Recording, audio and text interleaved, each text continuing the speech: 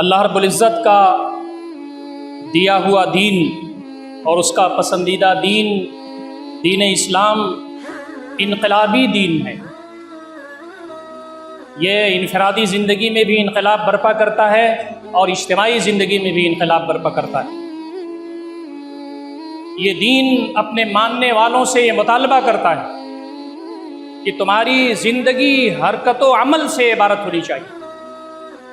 ایک خاص مقصد کے لیے، ایک خاص مشن کے لیے اس دنیا میں تم آئے ہوئے ہو۔ تمہارا کام اس دنیا میں آ کے کھانا کھانا، گھر بنانا، لگزریس لائف گزارنا،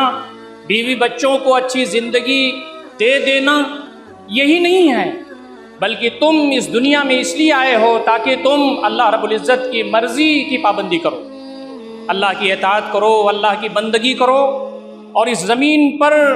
اللہ رب العزت نے جس عظیم کام کے لیے تم کو برپا کیا ہے وہ تم کرو۔ وہ کام یہ ہے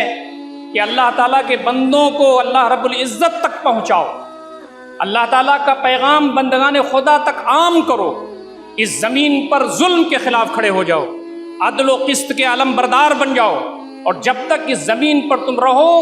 سراپا رحمت بن کر کے رہو، اس لیے کہ تمہاری حیثیت کنتم خیر امت اخرجت للناس تأمرون بالمعروف وتنہون عن المنکر وتؤمنون باللہ،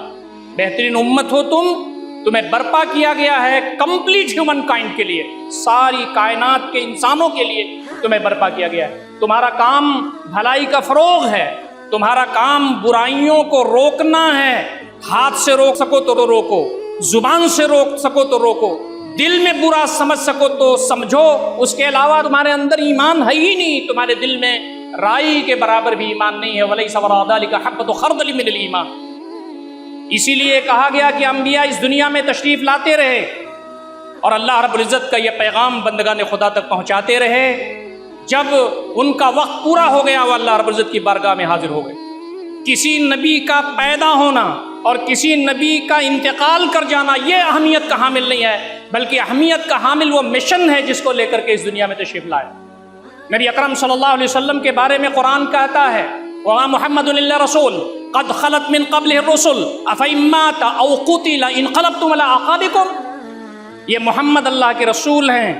ان سے پہلے بھی رسول گزر چکے ہیں، اگر یہ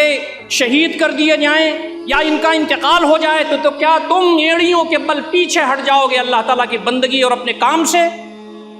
فرمایا کہ اللہ رب العزت کی تو یہ کائنات ہے، اس نے انسانوں کے لیے اس زمین پر اپنے برگزیدہ بندے بھیجے، انبیاء، وہ پیدا ہوئے، اپنا کام کیا، اور جب کام مکمل ہوا تو رخصت ہو۔ تو کسی نبی کا پیدا ہونا اور کسی نبی کا اس دنیا سے جانا، نبی پیدا ہو تو جشن منایا جائے اور نبی جب اس دنیا میں چلا جائے تو ماتم منایا جائے، یہی اسلام کا شیوا نہیں ہے، اسلام کی اسپرٹ نہیں ہے، بلکہ اس کا وہ پیغام، اس کا وہ مشن جس کے لیے اس نے پوری زندگی لگا دی اور جو کام وہ پوری امت کو سونپ کر کے گیا ہے وہ تمہارے لیے سب سے اہم ہے۔